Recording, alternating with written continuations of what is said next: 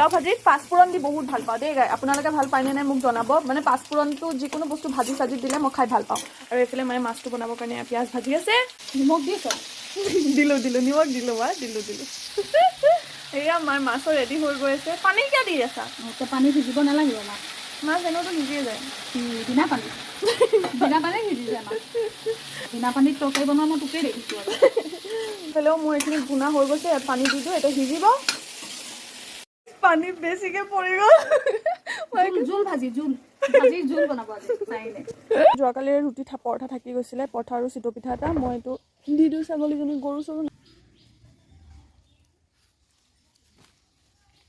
মোক মায়ে বনাবৰ কাৰণে দিছে ৰুটি, পৰঠাকেইটা বেলিব দিছে। মায়ে খচি দিছে। এয়া হৈ গ'ল চাহিন। গাইজ আগতে যে মোৰ ৰুটি গোল হোৱা নাছিলে বুজিছে, কিন্তু ইমানে ৰুটি বনাবৰ কাৰণে